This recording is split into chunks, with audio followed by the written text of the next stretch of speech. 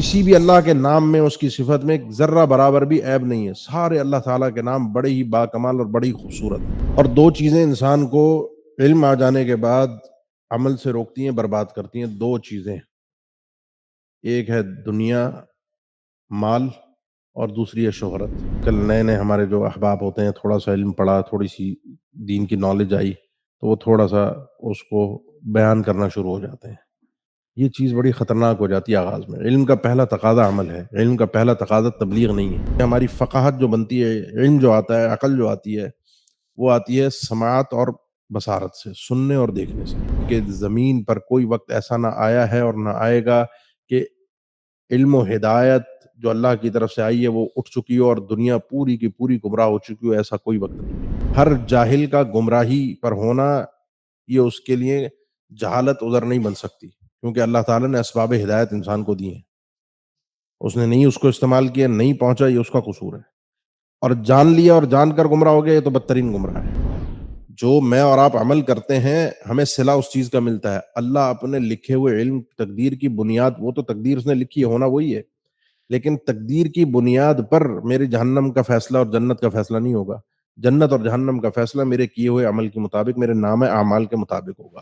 وَلَقَدْ يَسَّرْنَا الْقُرْآنَ لِلذِّكْرِ فَهَلْ مِن مُّدَّكِرٍ۔ اعوذ باللہ من الشیطان الرجیم، بسم اللہ الرحمن الرحیم۔ وَكَذَلِكَ نُفَصِّلُ الْآيَاتِ وَلَعَلَّهُمْ يَرْجِعُونَ۔ سورۃ الاعراف، آیت نمبر 174، 174 سے آج ہماری کلاس کا آغاز ہے۔ وَكَذَلِكَ نُفَصِّلُ الْآيَاتِ، اور اسی طرح سے ہم آیات کو تفصیل کے ساتھ بیان کرتے ہیں۔ فصل یفصل، اسی سے نفصل، جو اردو میں بھی لفظ تفصیل استعمال ہوتا ہے۔ تفصیل کا معنی ہوتا ہے کسی چیز کی پوری وضاحت، اس کو کھول کر بیان کر دینا۔ ہم اسی طریقے سے اپنی آیات کو کھول کھول کر بیان کرتے ہیں۔ وَلَعَلَّهُمْ يَرْجِعُونَ، اور تاکہ یہ لوگ پلٹ آئیں، باطل کو چھوڑ دیں، اللہ کے دین کی طرف آ جائیں۔ اصل میں پچھلی آیات میں ہم نے پچھلی کلاس میں پڑھا تھا عہد الستو کا تذکرہ، جو اللہ تعالیٰ نے ہماری فطرت میں بھی یہ رکھا کہ ایک خالق ہے، پیدا کرنے والا ہے، یعنی کچھ نہ کچھ علم اللہ تعالیٰ نے ہمیں دیا ہے۔ پھر اس عہد کا تذکرہ اللہ تعالیٰ نے اپنی وحی کے ذریعے سے کر دیا، اور اپنی وحی سے کرنے کے بعد اللہ تعالیٰ نے ہمیں بتایا کہ ہم اسی طریقے سے اپنی آیات کو کھول کھول کر بیان کر رہے ہیں کہ انسان کو پتہ چل جائے کہ اس نے اللہ سے عہد کیا ہے، اپنے خالق سے یہ وعدہ کر کے وہ دنیا میں آیا ہے۔ پھر اس خالق نے ہمیں یہ اس وعدے کی یاد دہانی بھی کروائی، اور ساتھ ساتھ دیگر آگے ہم اس صورت میں، ان آیات میں آگے ہم پڑھیں گے ذرائع علم کا، کہ جس طریقے سے انسان اپنے آپ سے جہالت کو ختم کر کے اپنے اللہ کی معرفت، اپنے خالق کی معرفت حاصل کر سکتا ہے۔ تو اللہ تعالیٰ نے فرمایا وَكَذَلِكَ نُفَصِّلُ الْآيَاتِ، ہم بالکل کھول کھول کے بیان کر رہے ہیں، تفصیل کے ساتھ بیان کر رہے ہیں، تاکہ کسی کے لیے کوئی شبہ باقی نہ بچے، کوئی اعتراض باقی نہ بچے کہ مجھے سمجھ نہیں آیا، مجھے پتہ نہیں چلا، مجھ تک بات پہنچ نہیں سکی، میرے پاس تو سیکھنے کی، پڑھنے کی صلاحیت نہیں تھی۔ جس طرح کے آگے آیات آئیں گی جس میں ہماری سماعت، بصارت اور دل کا تذکرہ ہے، جو ذرائع علم ہے کہ مجھے تو پتہ چلنے کے لیے میرے پاس تو کوئی ذرائع علم نہیں تھے۔ دنیا کی ہر چیز جاننے کے لیے انسان کے پاس مواقع تھے، طریقے تھے، دنیا کی ہر چیز وہ گوگل کر کے سرچ کر کے پتہ کر لیتا تھا۔ بس اللہ کی معرفت کے لیے اس نے کہا کہ میرے پاس کوئی وقت نہیں ہے۔ اللہ نے بالکل واضح الفاظ میں فرمایا وَكَذَلِكَ نُفَصِّلُ الْآيَاتِ، ہم بالکل تفصیل کے ساتھ بیان فرما رہے ہیں تاکہ یہ لوگ پلٹ بھی آئیں، یہ یہود بھی، دیگر لوگ بھی، مشرکین بھی، جتنے لوگ ان آیات کو سن رہے ہیں، بنی اسرائیل کا چونکہ اس صورت میں پورا ایک مکمل تذکرہ موجود ہے، کہ کسی کے لیے عذر باقی نہ بچے کہ کل قیامت کے دن کہہ سکے اللہ مجھے پتہ نہیں چلا۔ وَاتْلُ عَلَيْهِمْ نَبَأَ الَّذِي آتَيْنَاهُ آيَاتِنَا فَانسَلَخَ مِنْهَا فَأَتْبَعَهُ الشَّيْطَانُ فَكَانَ مِنَ الْغَاوِينَ۔ وَاتْلُ عَلَيْهِمْ، اللہ کے نبی صلی اللہ علیہ وسلم ان کے سامنے تلاوت کیجئے، ان کو ذرا پڑھ کر تو سنائیے، کیا نبأ الذی، اس شخص کی ایک اہم اطلاع، خبر، کہ الذی آتیناہ آیاتنا، جس شخص کو ہم نے اپنی آیات دیں، عطا کی، علم دیا، فانسلخ منہا، تو وہ ان آیات سے نکل گیا۔ انسلاخ ہم تذکرہ کرتے ہیں ابھی کہ کسی چیز کا، جیسے جانور کی کھال اتاری جاتی ہے تو اس کو انسلاخ کہا جاتا ہے۔ فأتبعہ الشیطان، پھر شیطان نے اسے اپنے پیچھے لگایا، شیطان نے اسے اپنے ساتھ چلایا، اپنا پیروکار بنایا، کیونکہ وہ اس علم سے باہر آ گیا تھا، تو کہیں نہ کہیں تو انسان نے چلنا تھا. فکان من الغاوین، تو وہ گمراہوں میں سے ہو گیا. اب اس آیت میں جو دو باتیں بڑی قابل غور ہیں. پہلی چیز کہ اللہ تعالیٰ نے چونکہ ہماری فطرت میں چیز رکھی اور سب کچھ تفصیل کے ساتھ وہی بھی آئی، اب سوال یہ پیدا ہوتا ہے کہ انسان گمراہ کیوں ہوتا ہے. تو اللہ تعالیٰ نے فرمایا کہ ایک انسان جس کو صحیح طریقے سے دنیا میں وہ پہنچا ہی نہیں، ذرائع علم تھے لیکن اس نے حاصل ہی علم نہیں کیا، یا اس عہد الستو کی صحیح معرفت حاصل نہ بھی کر سکا، تو اس کو تو چھوڑیے، ایک ایسے شخص کا ہم آپ کو تذکرہ بتاتے ہیں. اور یہ کوئی خاص نام کوئی قرآن و حدیث میں وارد نہیں ہے کہ کون آدمی تھا جس کی یہاں پر بات ہو رہی ہے اس آیت میں، کہ کوئی خاص نام، کوئی خاص تذکرہ. بہرحال کوئی شخص ہو، یا بعض اہل علم نے ذکر کیا، بعض مفسرین نے، کہ یہ کوئی ایک مثال ہے ایک شخص کی. تو بہرحال مثال ہوئی، حقیقت میں کوئی شخص ہو، اس کی وضاحت نہیں ہے کہ کون شخص ہے. تو اب اس شخص کا سنیے کہ جس کو تو علم مل گیا تھا، اس کو تو بصیرت حاصل ہو گئی، اس کو معرفت مل گئی تھی اللہ کی، اس نے پہچان لیا تھا اللہ کو. آتیناہ آیاتنا، ہم نے اپنی آیات اس کو دیں، اس کو پتہ چل گیا. لیکن ہوا کیا؟ آیات ملنے کے بعد، چیزیں حاصل ہو جانے کے بعد، اب یہ دیکھیں، ایک ہے انسان جس کو معرفت نہیں ملی، کیوں نہیں ملی، یہ ایک الگ مسئلہ ہے، یہ اللہ کی بارگاہ میں آگے ہم بات کرتے ہیں. ایک آدمی ہوا ہے جس کو معرفت مل گئی، وہ کیسے گمراہ ہو گیا؟ اس کے کچھ اسباب کا بھی اس آیت میں تذکرہ ہے. اور فانسلخ منہا، یعنی ایسے وہ اس علم سے باہر نکلا جیسے کسی جانور سے اس کو کھال اتار کے جانور کے گوشت کو الگ کر دیا جاتا ہے، جیسے علم بالکل الگ اور اس کا عملی کردار اور اس کی سوچ اور افکار اور اس کا اخلاق و کردار بالکل الگ، علم کے الٹ. اور جب ایسا ہوا تو وجہ خواہشات، اور پھر شیطان نے اس کو اپنے پیچھے لگا لیا. اب یہاں پر ہم تھوڑی سی ایک بات آئی ہے تو کرتے ہیں کہ جو چیزیں انسان کے لیے گمراہی کا بڑا اہم سبب بنتی ہیں، وہ دو چیزیں ہیں. ایک ہے دنیا، مال، اور دوسری ہے شہرت. جو اللہ کے نبی صلی اللہ علیہ وسلم کے اس فرمان میں بانی جائعان، یہ جو دو بھوکے بھیڑیے ہیں نا، یہ انسان کو لے ڈوبتے ہیں. اور یہ دو بھوکے بھیڑیے یہی ہیں، ایک ہے مال اور ایک ہے شہرت، نام، پبلسٹی، سیلیبریٹی بننا، نام اور شہرت ہو جانا. یہ چیزیں اللہ تعالیٰ ہم سب کو محفوظ رکھے. چونکہ یہاں یہ بات آئی ہے تو میں آپ کو اور اپنے آپ کو خاص طور پر یہ تنبیہ کروں گا، جو بھی علم سے وابستہ ہوتے ہیں، کہ آج کل سوشل میڈیا کا دور ہے. چھوٹا سا ایک کیمرہ سامنے رکھا، ویڈیو ریکارڈ کی اور سوشل میڈیا پہ چلی گئی، شہرت، واہ واہ، ویوز، لائکس، کمنٹس آ گئے. یہ چیز انسان کو لے ڈوبتی ہے. یہ آج کل نئے نئے ہمارے جو احباب ہوتے ہیں، تھوڑا سا علم پڑھا، تھوڑی سی دین کی نالج آئی، تو وہ تھوڑا سا اس کو بیان کرنا شروع ہو جاتے ہیں. یہ چیز بڑی خطرناک ہو جاتی ہے آغاز میں. علم کا پہلا تقاضا عمل ہے، علم کا پہلا تقاضا تبلیغ نہیں ہے. اگر علم کے بعد آپ نے اسٹیج اپنی چینج کر کے عمل کے بجائے تبلیغ کی طرف چلے گئے، تو پھر یہ شہرت اور یہ چیز انسان کو مار دے گی. یہ یوٹیوبرز جو ہیں اکثر و بیشتر جو دین کے حوالے سے مشہور ہیں، کوئی اسکالرز بن کے آپ دیکھتے رہتے ہیں، اکثر ان کی لڑائیاں آپ دیکھتے ہیں یوٹیوب کے اوپر. یہ یوٹیوبرز ہیں، جب ان کی ریٹنگ گرنا شروع ہوتی ہے نا، تو اس قسم کا کوئی چٹکلا ان کو چاہیے ہوتا ہے اپنی شہرت کے لیے، اپنی واہ واہ کے لیے، جس کے ذریعے سے، کیونکہ یہ چیز مارتی ہے ان لوگوں کو، ہمارے لائکس کیوں کم ہو گئے، ہمارے کمنٹس کیوں کم ہو گئے، ہمارے ویوز کیوں کم ہو گئے. بہت سے ایسے آپ کو نظر آئیں گے جو اپنے ویورشپ کے حساب سے بتا رہے ہوتے ہیں کہ جی ڈاکٹر ذاکر نائک کے پاس بھی اتنی ویورشپ نہیں ہے جتنی میرے پاس ہے. یہ کوئی حق اور باطل کا معیار نہیں ہے. علم کے بعد جو پہلا اسٹیپ ہے وہ عمل ہے، تبلیغ نہیں ہے. اس لیے کوشش کریں علم کے بعد جتنا زیادہ سے زیادہ، اور علم کی کوئی اینڈ نہیں ہے، علم کی کوئی انتہا نہیں ہے کہ یہ ڈگری میرے پاس آ گئی، اب میں نے ڈاکٹریٹ کر لی ہے، پی ایچ ڈی ہو گیا ہوں، اب لہٰذا میرا اینڈ ہو گیا، یا میں پروفیسر بن گیا ہوں اپنی تھیسس کمپلیٹ کر کر کے، اینڈ ہو گیا. علم ایک سمندر ہے، جہاں جہاں انسان تیرتا رہے گا وہاں وہاں اسے خزانے ملتے رہیں گے. عمل ضروری ہے، اصل عمل ہے. تبلیغ جو ہے وہ اس کے بعد کا درجہ ہے، اور وہ بھی ان چیزوں کے احتیاط کے ساتھ. تو فانسلخ منہا، وہ آدمی انسلاخ کر گیا، کیونکہ وہ اگلے اسٹیپ پر چلا گیا. اور وہ دو چیزیں جو میں نے ذکر کی، جو انسان کے علم کو کھا جاتی ہیں، خاص طور سے علم والے کو، لہذا بچیے. میں نے ذکر کیا ایک آدمی جاہل ہو کے گمراہ ہو، وہ بھی گمراہ ہے. اب اس کی جہالت کہیں نہ کہیں ہو سکتا ہے اس کو بچا جائے بارگاہ الہی میں. کس وجہ سے جاہل ہوا؟ کیا اس کے پاس صلاحیت نہیں تھی، یا اسباب نہیں تھے ہدایت کے؟ یہ سب چیزیں معنی رکھتی ہیں، اللہ کی بارگاہ میں فیصلہ ہوگا. لیکن ایک شخص جاننے کے بعد، علم حاصل کرنے کے بعد اللہ سے منہ موڑ گیا، جیسا کہ یہودی ہیں، اللہ کے نبی کو جاننے کے بعد اللہ نے اپنی آیات دی، تورات دی، اور منہ موڑ لیا. اللہ نے ہم سے عہد الستو لیا، ہم سب کو فطرت میں وہ دلائل دیے، پھر بھی ہم نہ سیکھ سکے. فکان من الغابین. ولو شئنا. ابھی آگے 3-4 آیات میں ایک اللہ کا ایک قاعدہ بیان ہو رہا ہے جس کو توفیق کہتے ہیں، توفیق الہی. یہ بڑا ایک طویل مضمون ہے، بڑا ایک مزیدار مضمون ہے. توفیق الہی ہوتی کیا ہے؟ بہت زیادہ میں تفصیل میں نہیں جاؤں گا کیونکہ بہت طویل مضمون ہے. بس اس کی ایک ہی بات سمجھ لیجئے جو میں پیچھے بھی ذکر کر کے آیا تھا جب یہ واقعہ بنی اسرائیل کا شروع ہوا تھا کہ وہ جادوگر لائے گئے تھے اور وہ جادو پیش کرنے کے لیے آئے تھے، دنیا کی لالچ میں آئے تھے، لیکن چند ہی لمحوں کے اندر وہ اللہ کے بڑے مقرب بن گئے تھے. اس سسٹم کو، اس سٹائل کو جو ہے نا وہ توفیق الہی سے تعبیر کیا گیا. یہ ہے توفیق الہی. اللہ سے توفیق مانگا کریں. اللہ کی توفیق کے بغیر کچھ نہیں ہے. میں اور آپ کچھ نہیں کر سکتے. میں مثال دیتا ہوں آپ کو. ہم مسلمان الحمدللہ. بعض دفعہ آپ دیکھتے ہیں احباب، مسجد کے اندر کچھ لوگ ہوتے ہیں، مسجد میں ہوتے ہیں، نماز ہو رہی ہوتی ہے لیکن وہ نماز نہیں پڑھ پاتے. باجماعت نماز ہو رہی ہے لیکن وہ نماز نہیں پڑھ رہا. کسی کی کوئی ڈیوٹی ہے، کوئی گارڈ ہے، کوئی اور مسئلہ. یہ تو ایک مصلحت کی چیزیں ہیں. کچھ ہیں وہ کام کاج کر رہے ہیں اور وہ اپنے کام کاج کی وجہ سے، یہ ویسے ہی توفیق نہیں ہے.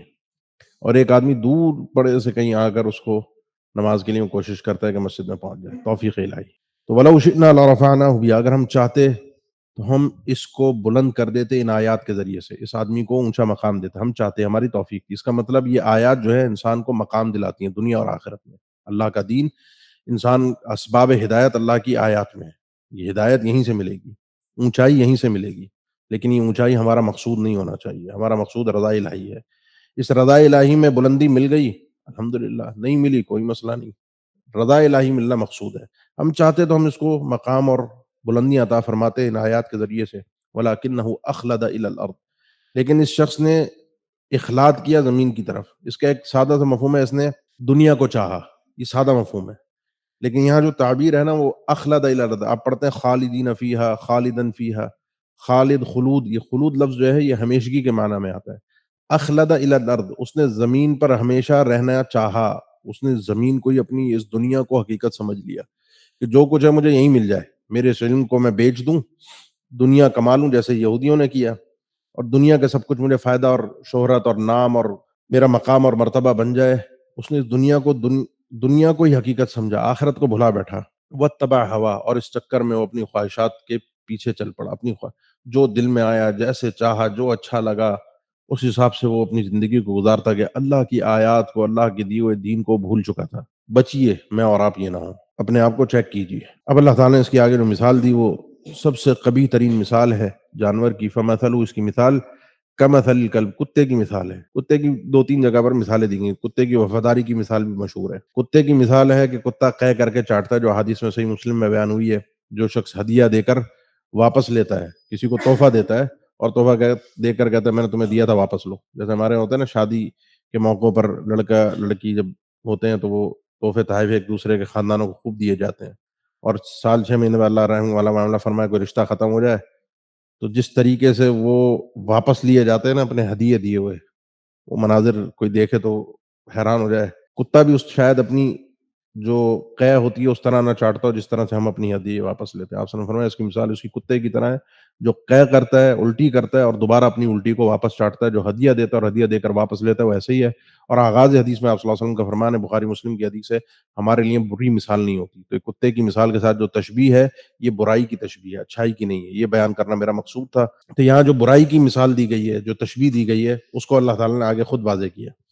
ان تحمل علیہ یلہث، اگر آپ اس کو مارتے ہیں، اس کو چھیڑتے ہیں. تحمل علیہ کے مختلف مفاہیم ہیں. اس کے اوپر کچھ کرنے کی کوشش کرتے ہیں تو یلہث، اس کو ہڈی پھینکتے ہیں. تحمل علی کے مفہوم یہ بھی ہے، ہڈی پھینکتے ہیں. تو یلہث وہ اپنی زبان کو باہر نکالتا ہے. او تترکہ یلہث، یا آپ اسے چھوڑ دیں تب بھی وہ اپنی زبان کو باہر نکال لے. جو اہل تفسیر نے اس چیز کو ذکر کیا ہے کہ دنیا میں جتنی مخلوق ہیں، انسان، جانور، وہ عام طور پہ زبان جو باہر نکلتی ہے وہ یا انسان کا سانس پھول جائے یا اس کو پیاس لگی ہو تو اس کی زبان باہر آنا شروع ہو جاتی ہے. کتے کا مسئلہ یہ ہے کہ اس کا پیٹ بھرا ہوا ہو، یہ غصے میں ہو، یہ بھوکا ہو، یہ کچھ بھی ہو، زبان اس کی باہر نکلی رہتی ہے ہر وقت.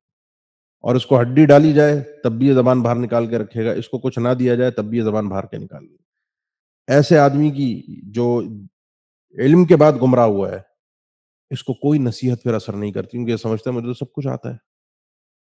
عمل نہیں تھا، اور یہ ایسا گمراہ ہوتا ہے کہ اس کو سمجھائیں یا نہ سمجھائیں اس کی بات سمجھ میں نہیں آئے گی، لیکن پھر بھی سمجھانا ہے۔ ان الذین کفروا سواء علیہم انذرتہم ام لم تنذرہم لا یؤمنون، جو کافر ہیں اگر آپ ان کو ڈرائیں یا نہ ڈرائیں یہ ایمان نہیں لائیں گے، لیکن پھر بھی ڈرانا ہے، میں نے چھوڑنا نہیں ہے۔ تو کتے کے ساتھ جو تشبیہ اللہ تعالیٰ نے کی دی کہ یہ دنیا کا ایسا لالچی بن گیا ہے، ایسی اس کی عادت بن گئی ہے دنیا کہ اس کو کسی کی نصیحت کوئی کام نہیں آئے گی، اور کچھ بھی اس کو دیا جائے، کتے کی طرف آپ پتھر بھی پھینکیں گے نا، وہ سمجھے گا کچھ کھانے کے لیے، اس کو آگے سونگے گا کہ مجھے کچھ کھانے کے لیے مل جائے۔ اس آدمی کو کوئی گھٹیا سے گھٹیا بھی چیز مل رہی ہو اپنی شہرت کی خاطر، میں نے ذکر کیا نا یوٹیوبر جو ہے وہ لڑتے جھگڑتے ہیں آپس میں صرف اپنے ویوز اور اپنے، جب ان کی ریٹنگ گر رہی ہوتی ہے، کچھ کسی بھی طریقے سے ہمیں بس ان تترکوا ان تحمل علیہ یلہث او تترکوا یلہث، یہ زبان باہر نکلی رہے گی، جو اس کی چاہت ہے وہ اس کو ملنی چاہیے، دنیا کی شہرت اور مال، جو علم کے بعد انسان کو چیز برباد کرتی ہے۔ ذالک مثل القوم الذین کذبوا بآیاتنا، یہ مثال ہے اس قوم کی جنہوں نے ہماری آیات کی تکذیب کی۔ یہ صورت کا مضمون یہی چل رہا ہے، جس کے پاس ہماری آیات آ جائیں اور وہ سمجھنے کے بعد جھٹلا دے، وہ یہ اپنی مثال سمجھ لے۔ فقصص القصص، اللہ کے نبی صلی اللہ علیہ وسلم یہ قصص بیان کیجئے، یہ واقعات اس طرح کے جو ہیں جو قرآن مجید میں بیان ہوتے ہیں، اور ان واقعات کا بیان کرنے کا مقصود چسکے لینا نہیں ہے، تفریح نہیں ہے، اور کوئی کہانی نہیں ہے کہ جو آپ کو کوئی امیجن کر کے سنا دی گئی، لعلہم یتفکرون، یہ ایک حقائق ہوتے ہیں، یہ اس لیے ہوتے ہیں کہ انسان ان میں غور و فکر کرے اور اپنی اصلاح کی کوشش کرے، اپنے آپ کو چینج کرنے کی کوشش کرے۔ ابھی ایک واقعہ میرے سامنے بیان ہوا ہے، اس میں اپنے آپ کو اتار کر ذرا سا چیک کروں، یہ میرے لیے تو بات نہیں ہوئی، میں تو ایسا نہیں ہوں، مجھے اللہ کا حکم پتہ چلتا ہے، اللہ کی آیات علم میں اضافہ ہوتا ہے تو میں عمل کرتا ہوں، یا اس کی میری کوشش ہوتی ہے کہ اس کی تبلیغ میں نے پہلے کرنی ہے ویوز اور کمنٹس کے لیے۔ میں خود سوچوں، اپنے آپ سے سوال کروں، ساء مثلا القوم الذین کذبوا بآیاتنا، بہت بری ہے وہ مثال جو ابھی مثال بیان ہوئی اس قوم کی جنہوں نے ہماری آیات کی تکذیب کی، بڑی بری مثال بیان کی ہے اللہ تعالیٰ نے کتے کے ساتھ جو اس کی تشبیہ دی ہے، اگر انسان سمجھے تو بڑی بری مثال ہے جو اس قوم کی مثال ابھی بیان ہوئی ہے جنہوں نے ہماری آیات کی تکذیب کی۔ وَأَنفُسَهُمْ كَانُوا يَظْلِمُونَ، اور وہ اپنی ہی جانوں پر ظلم کرنے والے تھے۔ یہ جو دو آیات پہلے شروع ہوئی تھی نا، وَلَوْ شِئْنَا لَرَفَعْنَاهُ بِهَا، وہاں جو میں نے کہا تھا 3-4 آیات میں توفیق الہی کا بیان ہو رہا ہے، تو مَن يَهْدِ اللَّهُ فَهُوَ الْمُهْتَدِي، یہ اس کا خلاصہ ہے، جس کو اللہ تعالیٰ ہدایت دے وہی ہدایت یافتہ ہے، توفیق الہی جس کو مل جائے گی وہی عمل کر پائے گا، جس کو توفیق الہی نصیب نہ ہوئی وہ عمل نہیں کر پائے گا۔ وَمَن يُضْلِلْ، اور جس سے اللہ تعالیٰ گمراہ کر دے، فَأُولَٰئِكَ هُمُ الْخَاسِرُونَ، یہی لوگ خسارے میں ہیں، تباہ و برباد ہو جاتے ہیں۔ توفیق الہی ملتی کیسے ہے؟ توفیق الہی کا طریقہ کار کیا ہے؟ وہ اگلی آیت میں بیان ہو رہا ہے۔ توفیق انسان کو، یہ جو اللہ تعالیٰ ہدایت دیتا ہے اور اللہ تعالیٰ گمراہ کرتا ہے، یہ اللہ تعالیٰ کیسے کرتا ہے، کیوں ہوتا ہے؟ وَلَقَدْ ذَرَأْنَا لِجَهَنَّمَ كَثِيرًا مِّنَ الْجِنِّ وَالْإِنسِ، یقیناً ہم نے پیدا کیے جہنم کے لیے بہت سے جن اور انس، بہت سے جنات اور بہت سے انسان جہنم کے لیے پیدا ہوئے ہیں، جن بھی جہنم میں جائیں گے، پہلی چیز یہ۔ دوسری چیز یہ ہے کہ اللہ کے نبی صلی اللہ علیہ وسلم کا فرمان ہے، صحیح مسلم کی حدیث ہے، سیدہ عائشہ رضی اللہ تعالیٰ عنہ فرماتی ہیں کہ اللہ کے نبی صلی اللہ علیہ وسلم نے ارشاد فرمایا، ان اللہ خلق للجنت اہلا، اللہ تعالیٰ نے جنت کے لیے کچھ لوگ پیدا کیے ہیں، خلقہم لہا وہم فی اصلاب آبائہم، ان کو جب اللہ تعالیٰ نے جنت کے لیے پیدا کیا، وہ اس وقت جب یہ اپنے باپ کی صلب میں تھے، پیٹھ میں تھے، یعنی پیدا ہی نہیں ہوئے تھے، ان کا وجود بھی نہیں تھا، لیکن اللہ نے ان کے مقدر میں جنت لکھی تھی۔ اور اسی طریقے سے آپ صلی اللہ علیہ وسلم نے فرمایا کہ اللہ تعالیٰ نے خلق النار اہلن یا جہنم اہلن، کچھ لوگوں کو اللہ تعالیٰ نے جہنم کے لیے پیدا کیا، جب ان کو پیدا کیا اس جہنم کے لیے وہ اصلاب آبا میں تھے، اپنے باپ کی کمر میں، پشتوں میں تھے، پیٹھ میں تھے، یعنی ابھی زمین پر دنیا میں ان کا وجود ہی نہیں تھا۔ تو یہ جنت اور جہنم، سعید اور شقی، جب میں پیدا ہو رہا تھا، جب میرے اندر روح پھونکی جا رہی تھی، فرشتہ جب آیا تھا، میرے دل کی دھڑکن کا آغاز ہوا تھا، اسی وقت شقی اور سعید ہونا لکھ دیا گیا تھا۔ لیکن سوال یہ پیدا ہوتا ہے کیوں؟ یہ اللہ نے اپنے علم سے لکھا تھا، میں کیا کروں گا، میں کیسے کروں گا، میں کون ہوں گا، میری حرکتیں کیا ہوں گی، یہ سب کچھ ہوگا۔ ذرائع ہدایت، ذرائع علم، وہ اللہ تعالیٰ نے ہر انسان کو عطا کیے ہیں۔ میں نے ذکر کیا پہلے بھی، ایک ہے انسان کا جاہل ہو کر گمراہ ہونا، ہر جاہل کا گمراہی پر ہونا یہ اس کے لیے جہالت عذر نہیں بن سکتی، کیونکہ اللہ تعالیٰ نے اسباب ہدایت انسان کو دی ہیں، اس نے نہیں اس کو استعمال کیا، نہیں پہنچا، یہ اس کا قصور ہے۔ اور جان لیا اور جان کر گمراہ ہو گیا، یہ تو بدترین گمراہ ہے۔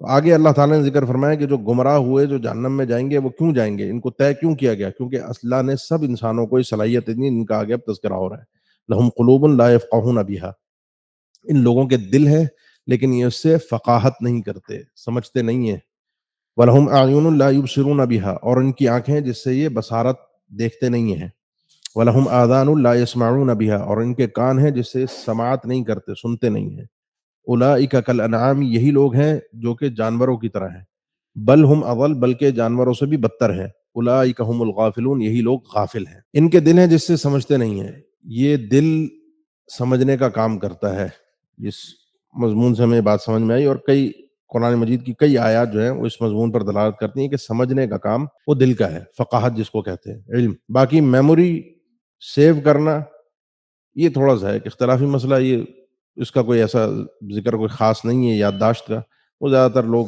جو ہماری جدید طب ہے، جدید جو ہماری میڈیکل سائنس ہے وہ یہ بتاتی ہے وہ دماغ کا کام ہے، اس میں وہ سمجھنے کا بھی تعلق دماغ سے جوڑتے ہیں، لیکن سمجھنے کا تعلق جو قرآن سے، جو خالق ہے ہمارا، ہمارے جس نے ہمیں ڈیزائن کیا ہے، جس نے ہمیں پیدا کیا ہے، اس نے ہمیں بتایا کہ ہم سمجھتے ہیں یہاں سے، اس کے پاس چیزیں پہنچتی ہیں، اس دل کے پاس عقل جو بنتی ہے، ہماری فقاہت جو بنتی ہے، علم جو آتا ہے، عقل جو آتی ہے، وہ آتی ہے سماعت اور بصارت سے، سننے اور دیکھنے سے، یہ اہم ترین ذرائع علم کے حاصل کرنے کے، منہ تو ہے آگے منتقل کرنے کا، زبان اور منہ سے ہم آگے منتقل کرتے ہیں، ناک کے ذریعے سے انسان چیزوں کو سونگھ کر بس وہ کیفیت کا اندازہ کر سکتا ہے، وہ جو علم جو استدلالی ہے، جو آگے مفید ہو سکتا ہے، اس میں زیادہ تر آنکھ اور کان کا کام ہے۔ یہ بھی بڑی مزیدار گفتگو علم نے کی ہے کہ کان زیادہ مفید ہے، سماعت زیادہ مفید ہے یا بصارت زیادہ مفید ہے، اس میں زیادہ فائدہ مند کیا ہے، کیونکہ آنکھ تو ہے نا، میں ادھر دیکھ رہا ہوں تو میں زیادہ تر میرا رخ بھی ادھر ہوتا ہے، ادھر والے معذرت آپ لوگ محروم رہ جاتے ہیں، میں ادھر ہی، پتہ نہیں یہ مائک کی وجہ سے، پتہ نہیں کس وجہ سے، تو انسان ایک طرف دیکھتا ہے، اور جو دیکھ رہا ہوتا ہے وہ ایک سائڈ سے دیکھ کر اس کو، لیکن سماعت جو ہے نا وہ چاروں طرف سے، کہیں سے بھی آواز ہے وہاں سے آ جاتی ہے، پھر سماعت جو ہے وہ اس سماعت پر آپ کی گویائی بھی منحصر کرتی ہے، آپ کا بولنا، کیونکہ جو سن نہیں سکتا وہ بول بھی نہیں سکتا، یہ ایک کے ساتھ دونوں چیزوں کا کنیکشن ہے، آنکھوں کے ساتھ ان دو چیزوں کا کنیکشن نہیں ہے۔ بہرحال یہ الگ الگ زاویوں سے لوگوں نے گفتگو کی ہے، اصل یہ ہے کہ ان چیزوں کو جن مقاصد کے لیے پیدا کیا گیا تھا، آپ سنتے وہ، آپ دیکھتے وہ، جو آپ کو آپ کے رب کے قریب کر دیتا، آپ کے رب کی معرفت آپ کو دیتا، یہ ذرائع علم آپ کو اللہ تعالیٰ نے دیے تھے، آپ کو اللہ تعالیٰ نے فطرت بھی دی تھی، آپ سے عہد الستو بھی لیا تھا، یہ سارے وَاتْلُ عَلَيْهِمْ نَبَأَ الَّذِي آتَيْنَاهُ آيَاتِنَا، اور پھر وحی الہی بھی آئی تھی، کوئی چیز باقی رہ گئی کہ جس کو ہم یہ کہیں کہ یہ نہیں ملی اس وجہ سے میں گمراہ ہو گیا، جو گمراہ ہے وہ یہ کہے کہ یہ چیز نہیں تھی اس وجہ سے میں گمراہ ہو گیا، ایسا کوئی چیز نہیں ہے۔ وما اغنى عنهم سمعهم ولا ابصارهم ولا افئدتهم من شيء اذ كانوا يجحدون بآيات الله، انسان اللہ کی آیات کا انکار کرتا ہے، قرآن مجید میں اللہ نے فرمایا کہ پھر نہ اس کی سماعت، نہ بصارت، نہ کوئی چیز کو کام نہیں آتی، یہ اور یہ آپ کے لیے، اس سے وہ سنیں جو آپ کو آپ کے رب کے قریب کر دے، اس سے وہ دیکھیں جو آپ کو آپ کے رب کے قریب کر دے، یہ علم کے ذرائع ہیں، یہاں علم پہنچتا ہے، اور اس کے بعد یہ علم آپ کے وجود پر اثر انداز ہو عمل کی صورت کے اندر، آپ نے اللہ کے اس وعدے کو بھی پورا کر دیا، آپ بنی اسرائیل کے اس طرز عمل سے بچ گئے جو بیان ہوا، بنی اسرائیلی ایسے نہیں تھے، اپنے آپ کو ان سے بچائیے، لیکن اگر انسان ایسا نہ کر سکے، دل ہوتے ہوئے بھی اس نے نہیں سمجھا، استدلال نہیں کیا، آنکھوں کو بھی کام میں نہیں لایا، وہ نہیں دیکھا جو دیکھنا چاہیے تھا، وہ نہیں سوچا جو سوچنا چاہیے تھا، وہ نہیں سنا جو سننا چاہیے تھا، تو یہ تو وہ ہے جو جانور ہے، اولئک کالانعام، یہ لوگ جانور ہیں۔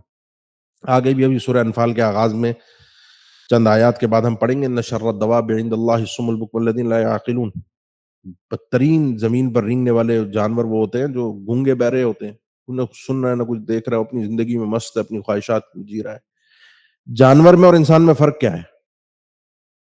جانور بھی دیکھتا ہے، جانور بھی سنتا ہے، اور وہ کہیں نہ کہیں اپنے فائدے اور نقصان کو پھر بھی سمجھتا ہے، یہ کھانے کی چیز ہے، کھانے کی چیز نہیں، یہ سونگ کر اندازہ کر لیتا ہے، یہ آگ ہے اس میں کودے گا نہیں اتنے آرام سے، کہیں کہیں کود بھی جاتے ہیں، اوپر سے چھلانگ بھی لگا دیتے ہیں جانور اونچائی سے، کہیں کہیں سمجھ جاتے ہیں، کہیں کہیں نہیں سمجھ پاتے، استدلال نہیں ہے ان کے پاس، جانوروں کے پاس استدلال کی صلاحیت نہیں ہے، قیاس کی صلاحیت نہیں ہے، یہ انسان کو اللہ تعالیٰ نے اس کی فطرت میں عطا کی ہے، اب جب اس نے ان چیزوں کو استعمال کر کے اپنے آنکھ اور کان اور دل کو استعمال کر کے جو عقل جو اللہ تعالیٰ نے عقل استدلال میں نے اس لیے استعمال عقل جانور کے پاس نہیں ہے، جو عقل استدلالی ہے وہ اللہ تعالیٰ نے ہم انسانوں کو عطا کی اور اسی بنیاد پر ہم ان سے بہتر ٹھہرے کہ ہم سمجھتے ہیں آگے چیزوں کو، اسی لیے ترقی کرتے جا رہے ہیں۔ اگر ان چیزوں کو استعمال کر کے ہم اپنے مالک کو نہ پہچان سکے تو ہم جانور کی طرح ہو گئے، کیونکہ جانور بھی ان چیزوں کو استعمال کر کے کوئی استدلال نہیں ہے، آپ کے پاس میرے پاس بھی کوئی استدلال نہیں ہے، بلکہ جانور نہیں ہوئے بل ہم اول، بلکہ ان سے بھی بدتر ہو گئے، کیونکہ جانور پھر بھی اپنے مالک کا وفادار بن جاتا ہے، جو اس کو کھلاتا ہے پلاتا ہے، اس کو سنبھالتا ہے، اس کا وفادار رہتا ہے، اس کو پہچانتا ہے۔ یہ کیسا بدبخت ہے انسان کہ جو اس کو کھلا رہا ہے پلا رہا ہے، جو اس کا مالک ہے خالق ہے رازق ہے، نہ اس کو پہچان سکا اور نہ اس کا وفادار ہو سکا۔ اب اس کتے والی مثال بھی یہاں نہیں ہے، کیونکہ کتا سب سے زیادہ وفادار جانور ہے اپنے مالک کا، جس کی مثال بیان کی جاتی ہے وفاداری کے اندر، سب سے وفادار ہے۔ یہاں اس کتے کی مثال بھی نہیں ہے، تو ان سے بھی کئی گنا زیادہ بدتر ہے، اس کتے سے بھی کئی گنا زیادہ نیچے چلا گیا، پیچھے مثال تھی کتے کی، یہ اس سے بھی کئی گنا زیادہ بدتر ہے۔ وجہ کیا ہے؟ اولئک هم الغافلون، یہ غفلت میں پڑے ہوئے لوگ ہیں، وہ غفلت جو انسان کو غافل کر دے اپنے رب سے، وہ علم جو ہوتے ہوئے بھی انسان سمجھ ہی نہ پا رہا ہو، کیسے وہ آدمی کامیاب ہوگا؟ اس لیے بات یہ آیت جو آپ پڑھ رہے ہیں نا، جب کبھی آپ کو کوئی ایسا آدمی ملے جو آج کے دور میں ایتھیزم کا شکار ہو، الحاد کا، اگر وہ ہمارا دیسی ہوتے ہیں نا، وہ تو شوقیہ ہوتے ہیں، ذرا مغرب کو دیکھ کر اور ویسٹ کو دیکھ کر شوق میں ان کو شوق چڑھ جاتا ہے، لیکن اگر کوئی سچا ہو نا، یعنی واقعتاً وہ اپنے علم و استدلال سے اس نے اللہ کا انکار کیا ہو، اس کو آپ کہیں ذرا سمجھ کے قرآن پڑھ لیں۔ بڑے بڑے منکرین کو اس قرآن نے سیدھا کیا ہے، اس قرآن میں وہ سب کچھ ہے جو اسباب ہدایت سارے اس قرآن کے اندر موجود ہیں۔ وہ استدلال اگر کر رہا ہے صحیح معنی میں استدلال کے ساتھ، اگر وہ اپنے حساب سے استدلال اس کا غلط ہی ہے، اگر وہ یہ قرآن کو صحیح معنی میں پڑھ لے گا تو اس کا استدلال بھی ٹھیک ہوگا، وہ اپنے رب کو پہچانے گا بھی اور اپنے رب کو جانے گا بھی۔ وَلِلَّهِ الْأَسْمَاءُ الْحُسْنَى فَادْعُوهُ بِهَا۔ تو یہ پچھلی آیت میں جو یہ جو گمراہی کا اللہ تعالیٰ نے ذکر فرمایا نا، یہ جو توفیق کا اور گمراہی کا، یہ جو لوگ گمراہ ہوئے، کیوں گمراہ ہوئے، تو ان کی گمراہی کی وجوہات ذکر کی، ایسے ہی اللہ نے اٹھا کے جہنم میں نہیں ڈال دیا، ایسے ہی ڈالنا ہو تو پیدائش سے پہلے ہی ڈال دیتا۔ جو میں اور آپ عمل کرتے ہیں ہمیں صلہ اس چیز کا ملتا ہے، اللہ اپنے لکھے ہوئے علم تقدیر کی بنیاد، وہ تو تقدیر اس نے لکھی ہے، ہونا وہی ہے، لیکن تقدیر کی بنیاد پر میری جہنم کا فیصلہ اور جنت کا فیصلہ نہیں ہوگا، جنت اور جہنم کا فیصلہ میرے کیے ہوئے عمل کے مطابق، میرے نام اعمال کے مطابق ہوگا، اور نام اعمال کے نہیں، اللہ تعالیٰ نے مجھے سارے اسباب اختیار ہے نا، مجھے اپنی مرضی سے میں اچھائی اور برائی دنیا کی چنتا ہوں، کبھی راستے میں آگ میں نہیں کود جاتا، تیرنا نہ آئے تو پانی میں نہیں کود جاتا، بچتا ہوں ان چیزوں سے جو مجھے نقصان پہنچا رہی ہیں دنیا میں، تو کیوں نہیں میں بچ سکتا ان چیزوں کو استعمال کر کے ان چیزوں سے جو مجھے آخرت میں برباد کر دیں۔ تو اس لیے جب انسان نہ بچا تو اس نے خود اپنے آپ کو جہنم کا ایندھن بنایا، خود اس نے اپنے آپ کو جہنم میں ڈالا ہے۔ وَلِلَّهِ الْأَسْمَاءُ الْحُسْنَى فَادْعُوهُ بِهَا، اور اللہ ہی کے ہی بڑے خوبصورت نام ہیں، فَادْعُوهُ بِهَا، لہذا تم اللہ کو پکارو ان ناموں کے ذریعے سے۔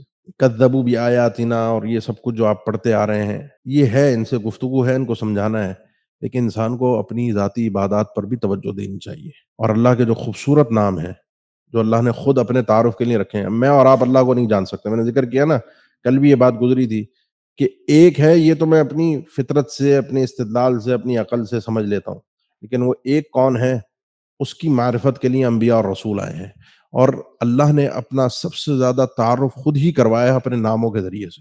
اللہ کا سب سے زیادہ تعارف اس کے نام ہے، بڑی خوبصورت نام ہے حسنہ، یہ احسن کی تانیث ہے، اور یہ احسن اسم تفضیل ہمارے عربی گرامر میں آپ نے شاید گزرا ہو، اسم تفضیل کہتے ہیں جو سب سے اعلیٰ اونچی اور بہترین چیز ہوتی ہے، سب سے خوبصورت نام ہے اللہ کے، سب سے خوبصورت با کمال، یعنی رحمت ایسی کہ جس میں کوئی نقص نہیں ہے، کوئی عیب نہیں ہے، کسی بھی اللہ کے نام میں اس کی صفت میں ایک ذرہ برابر بھی عیب نہیں ہے، سارے اللہ تعالیٰ کے نام بڑے ہی با کمال اور بڑی خوبصورت ہیں۔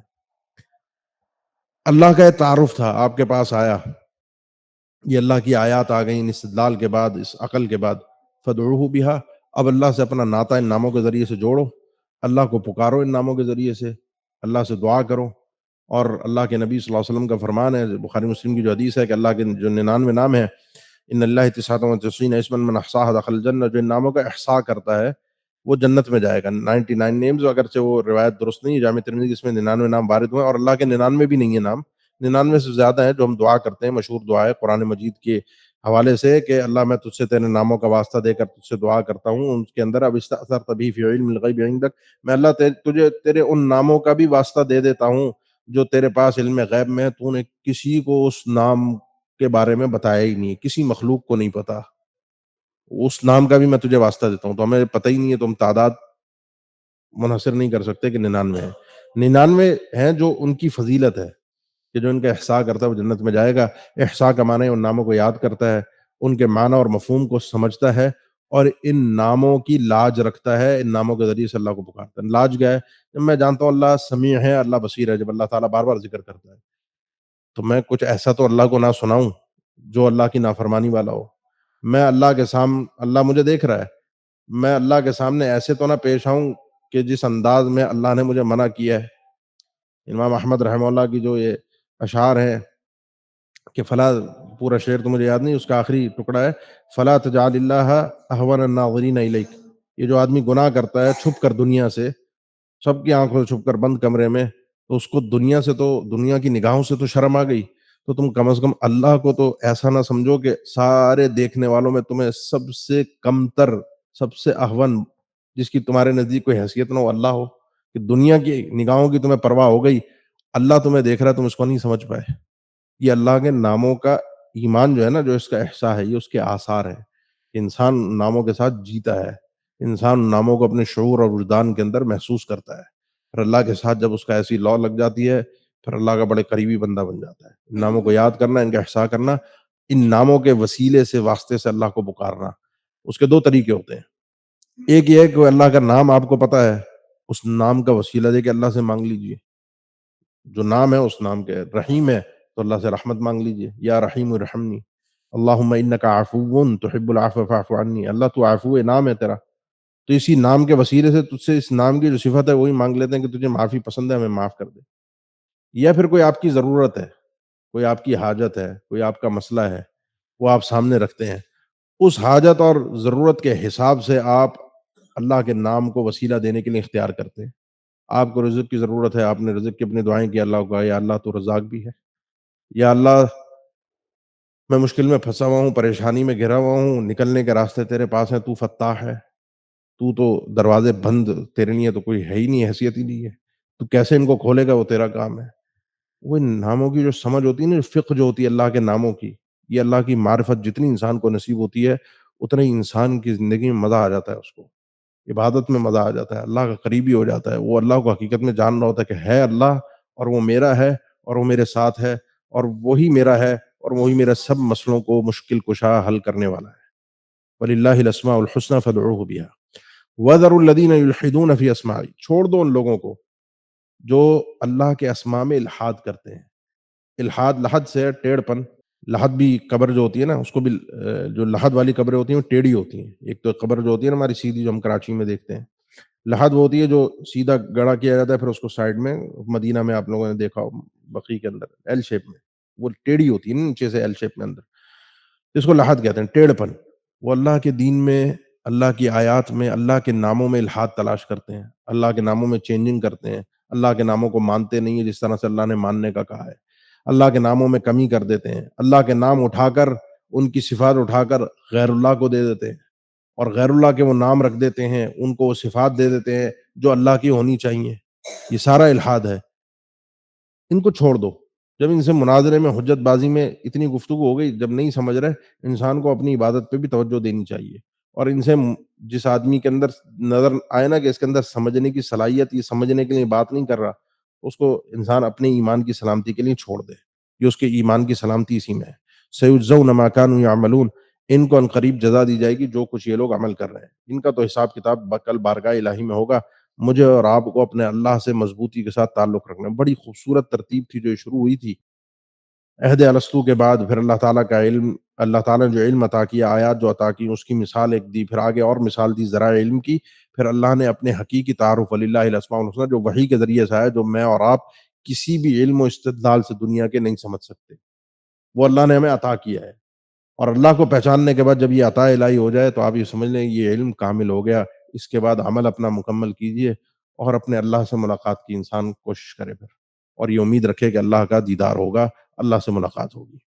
وَمِمَّنْ خَلَقْنَا أُمَّةٌ يَهْدُونَ بِالْحَقِّ وَبِهِ يَعْدِلُونَ، اور ان لوگوں میں سے جن کو ہم نے پیدا کیا ایک امت ہے، جتنی بھی ہماری مخلوقات گزری ہیں اس زمین پر انسانوں میں، ان میں ایک امت ہے، ایک گروہ ایسا رہا ہے، یہدون بالحق، جو حق کے ساتھ رہنمائی کرتے ہیں، وبہ یعدلون، اور اسی حق کے ساتھ وہ انصاف کرتے ہیں، فیصلے کرتے ہیں۔ یہ آیت ابھی کل بھی ہماری گزری تھی، پرسوں، ومن قوم موسیٰ امۃ یہدون بالحق وبہ یعدلون، قوم موسیٰ میں بھی ایک امت تھی۔ یہاں اللہ نے علی الاطلاق وممن خلقنا امۃ یہدون، اس سے یہ اللہ نے بتا دیا ہمیں کہ زمین پر کوئی وقت ایسا نہ آیا ہے اور نہ آئے گا کہ علم و ہدایت جو اللہ کی طرف سے آئی ہے وہ اٹھ چکی ہو اور دنیا پوری کی پوری گمراہ ہو چکی ہو، ایسا کوئی وقت نہیں ہے۔ جزوی طور پر کچھ نہ کچھ افراد، امت اس زمین پر ہمیشہ رہے گی، ہمیشہ سے ہے، جو حق پر قائم ہے اور حق کے ساتھ وہ انصاف کرتی ہے۔ تو کسی کے پاس جہالت کا کوئی عذر وہ لے کر آنا چاہے، سارے اللہ نے راستے بند کر دیے کہ وہ کہے مجھے پتہ نہیں چل سکا، میرے پاس تو ہدایت پہنچ نہیں سکی، مجھے تو پتہ ہی نہیں تھا، میں تو جاہل تھا۔ یہ چیزیں کل بارگاہ الہی میں مفید نہیں ہوں گی۔ ہاں، جہالت کہیں کسی حد تک بن سکتی ہے، وہ کب جہالت ادھر بنے گی کہ انسان کو بخشوا دے کہ چلو جاہل تھا، چھوڑ دیا جائے اس کو، وہ اللہ نے فیصلہ کرنا ہے کون کس حد تک جاہل تھا، ورنہ علم کی فضیلت ہے، جہالت کی فضیلت نہیں ہے، اور علم حاصل کر کے عمل کرنا یہ اس کا اصل مقصود ہے، اللہ تک پہنچنا۔ تو ہمیشہ اس زمین پر یہ معاملہ رہا، ایک امت رہی، اللہ کی مخلوق میں یہ حق باقی رہا۔ والذین کذبوا بآیاتنا، اور وہ لوگ جو ہماری آیات کی تکذیب کرتے ہیں۔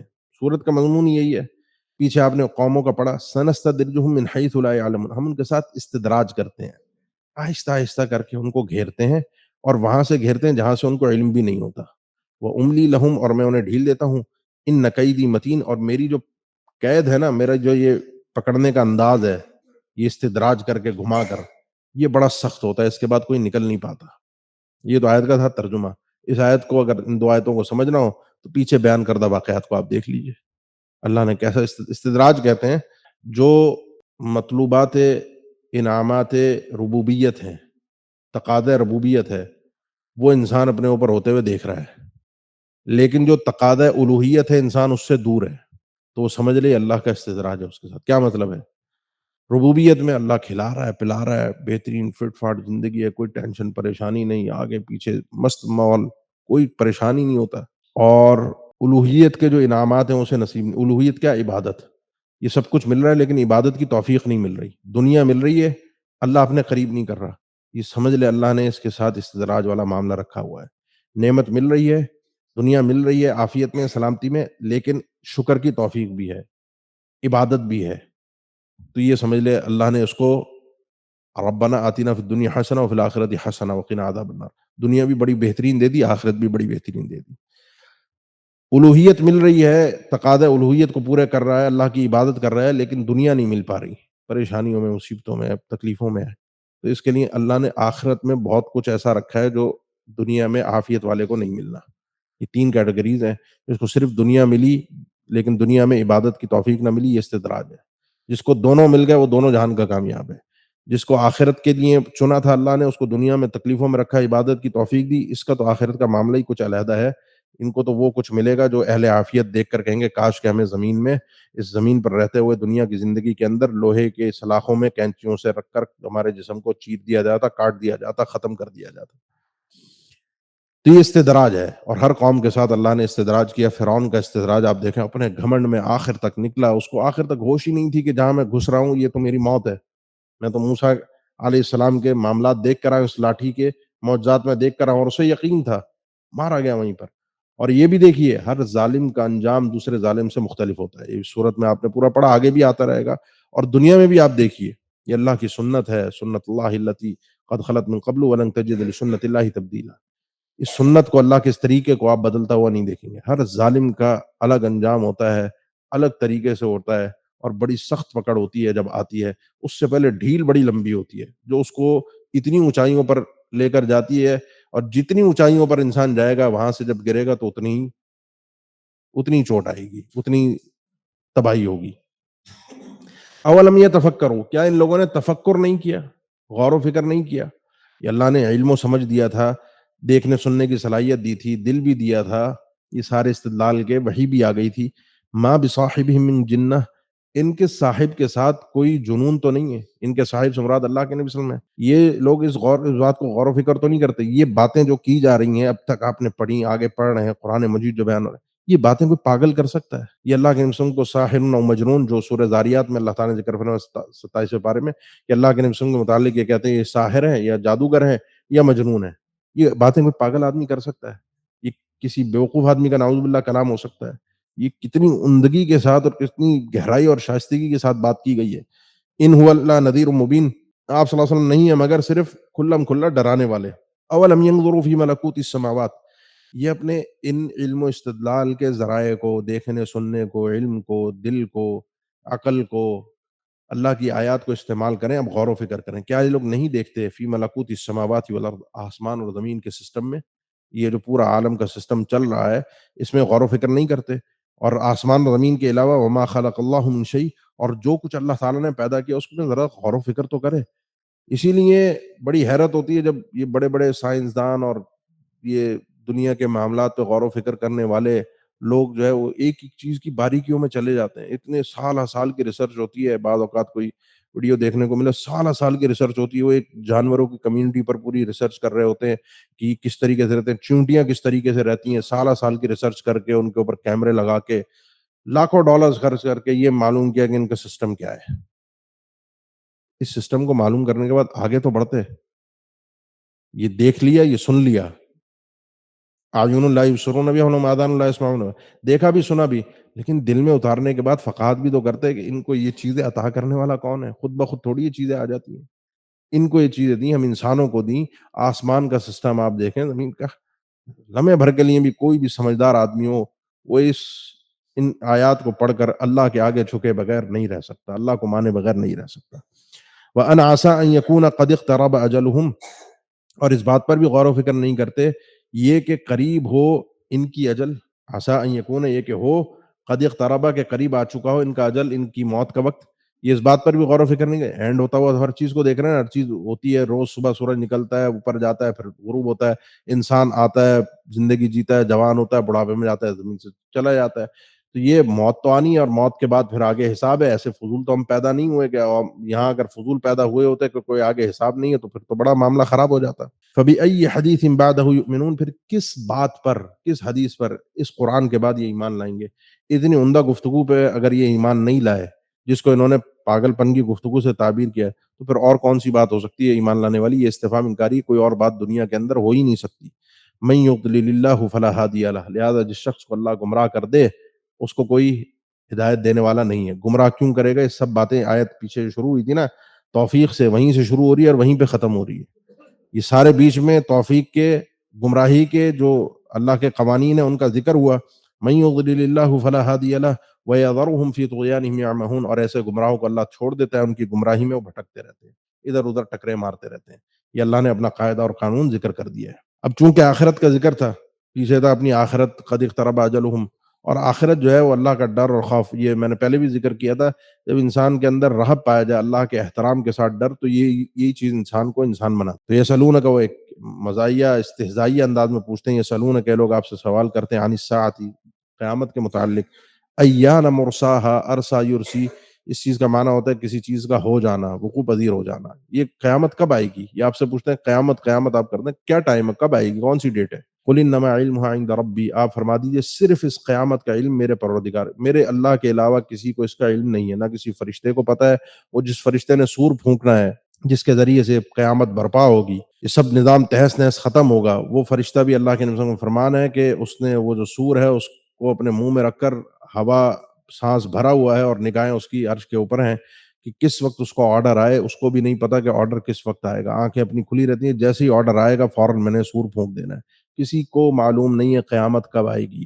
لا یجلیھا لوقتھا الا ھو، نہیں ظاہر کرے گا اس قیامت کو اس کے وقت پر مگر وہی. اکیلا ہوگا اور سب چیز تباہ ہوگی، وہ اکیلا ہی باقی رہے گا. سب کچھ برباد ہوگا، سب کچھ فنا ہوگا. کل من علیہا فان ویبقى وجہ ربک ذو الجلال والاکرام، صرف وہی پروردگار باقی رہے گا اور وہی اس قیامت کو برپا کرے گا. ثقلت فی السماوات والارض، اس قیامت کا برپا ہونا آسمان اور زمین پر بہت بھاری ہے. جب یہ برپا ہوگی تو آسمان اور زمین تہس نہس ہو جائیں گے. جو بار بار خاص طور پر آخری پارے کی صورتوں میں اس کا بڑا تفصیلی تذکرہ ہے کہ قیامت کس طریقے سے برپا ہوگی۔ اس ٹکڑے کا ایک دوسرا معنی بھی ہے کہ قیامت کے وقوع پذیر ہونے کا علم جو ہے، ثقلت فی السماوات والارض، یہ علم آسمان اور زمین پر بڑا بھاری ہے۔ یہ اگر بتا دیا جائے قیامت کب واقع ہوگی تو تباہی ہے۔ آدمی یہ سوچے گا یار 2050 میں قیامت آ جائے گی، اب 2024 چل رہا ہے، 25 سال باقی ہے، کیا کرے گا وہ؟ مایوس ہے۔ بھئی میرا بھی اینڈ ہے نا، مجھے اگر بتا دیا جائے، کس کو پتہ ہے؟ اب آپ جن لوگوں کی وفات ہوتی ہے سوچیں، جس آدمی کے جنازے میں آپ گئے، کیا اس کو پہلے سے پتا تھا؟ مثال کے طور 20 سال پہلے بھی کسی کو پتا ہو میں 2024 میں آج جی رہا ہوں، مجھے پتا ہے میں 2044 میں مر جاؤں گا، یہ 20 سال میں کیسے جیوں گا؟ کیا سوچوں گا؟ کیا کروں گا؟ میں جیوں گا ہی نہیں، میں تو اسی میں ہوں گا 2044 ہے، موت آئے ختم ہو، وہ امتحان ختم ہو جائے گا۔ وہ آپ کو ڈیٹ 100 سال کے بعد کی بھی دے دیا، مجھے 2024 کے بجائے 2099 کی بھی ڈیٹ دے دی جائے، تب بھی یہ 100 سال بھی اگر مجھے پتا نا 100 سال بعد میں نے مرنا ہے، پھر بھی میں موت کو ہی سوچتا رہوں گا، زندگی کو نہیں سوچوں گا۔ یہ تو اللہ کی رحمت ہے کہ اللہ تعالیٰ نے اس علم کو مخفی کر دیا، میری موت کو، قیامت کے علم کو مخفی کر دیا، ورنہ یہی چیز لے ڈوبتی۔ لا تأتیکم الا بغتہ، یہ قیامت اچانک آئے گی تمہارے پاس، جب بھی آئے گی اچانک آئے گی، بتا کر نہیں آئے گی۔ یسألونک کأنک حفی عنہا، یہ لوگ آپ سے سوال کرتے ہیں گویا کہ آپ اس قیامت کے علم کے متعلق ذمہ دار ہیں، آپ نے کوئی معلومات لے رکھی ہیں، آپ نے اللہ سے پوچھ رکھا ہے، آپ سے کیوں پوچھ رہے ہیں؟ قل انما علمها عند اللہ، آپ بتا دیجئے اس کا علم صرف اور صرف ایک اللہ کے پاس ہے، ولکن اکثر الناس لا يعلمون، لیکن لوگوں کی اکثریت اس چیز کا علم نہیں رکھتی۔ بات چل رہی ہے آگے اس ضمن میں، وقت ہمارا پورا ہو چکا ہے، انشاءاللہ اگلے ہفتے جب کلاس سٹارٹ ہوگی تو آگے سے ہم انشاءاللہ بات کا آغاز کریں گے۔ فذکر بالقرآن من یخاف وعید، بار بار یہ مضمون گزرتا ہے، جو ڈرتا ہے اللہ سے، جو ایمان رکھتا ہے اللہ پر، اسی کو قرآن سمجھ میں آتا ہے، اسی کے لیے ہدایت ہوتی ہے، باقی ہر ایک کے لیے اس قرآن میں ہدایت ممکن نہیں ہے۔ کہ آدم علیہ السلام کو اللہ تعالیٰ نے پانی اور مٹی سے بنایا، بار بار قرآن مجید میں آتا ہے۔ ان کی بیوی کو ان کی پسلی سے پیدا کیا، باقی ساری انسانیت کا ایک نیچرل پروسیس ہے جس سے ہم سب گزر کے آتے ہیں۔ سارا مسئلہ عبادت کا، جس چیز کو عبادت کہا جاتا ہے ظاہری یا باطنی، وہ غیر اللہ کی نہیں ہو سکتی۔